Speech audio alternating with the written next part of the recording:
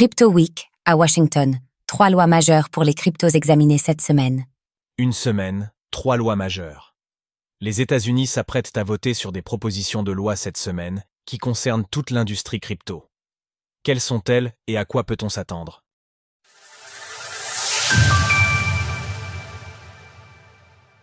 Les 3 lois de la Crypto Week aux États-Unis. Dire que l'administration Trump est pro-crypto est désormais un euphémisme. Le gouvernement a fait une volte-face complète après une administration Biden plus frileuse. Et cette semaine, ce sont 3 lois d'ampleur qui sont discutées à Washington.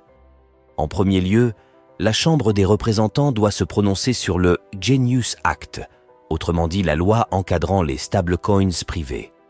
Les entreprises privées seront désormais formellement autorisées à émettre des stablecoins, ce qui ouvre la porte à une vague d'actifs chez les grandes entreprises des États-Unis. Seules entités à être exemptes de régulation par le Genius Act, le président et vice-président des États-Unis. La manœuvre a déjà suscité des critiques de la part de l'opposition. On rappelle que la famille Trump porte actuellement un projet de stablecoin. Clarity Act et Anti-CBDC, Surveillance State Act. Les 2 autres lois examinées cette semaine concernent davantage les institutions des États-Unis.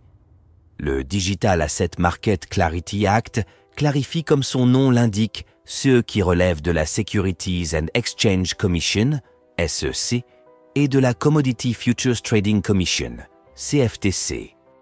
Plusieurs actes de régulation seront désormais pris en charge par la CFTC, la SEC conservant une moins grande hégémonie sur les acteurs de l'industrie crypto.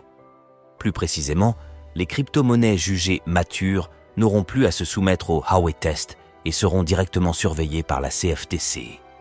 Quant à la SEC, elle continuerait d'encadrer les offres initiales d'investissement, mais laisserait la supervision des plateformes d'échange et courtiers à son agence voisine.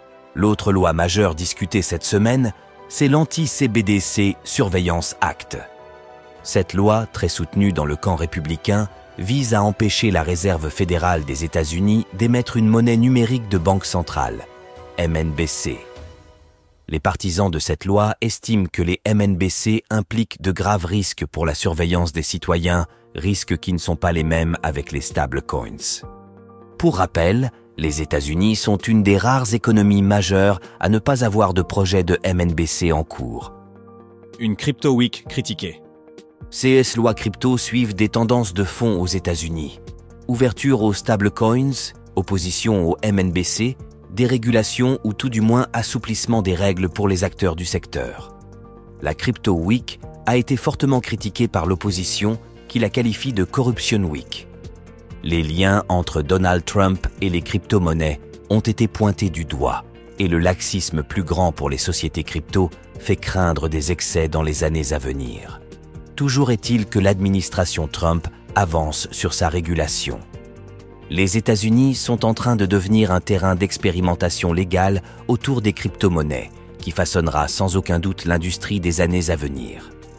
Source: House Committee on Financial Services. Retrouvez toutes les actualités crypto sur le site cryptost.fr.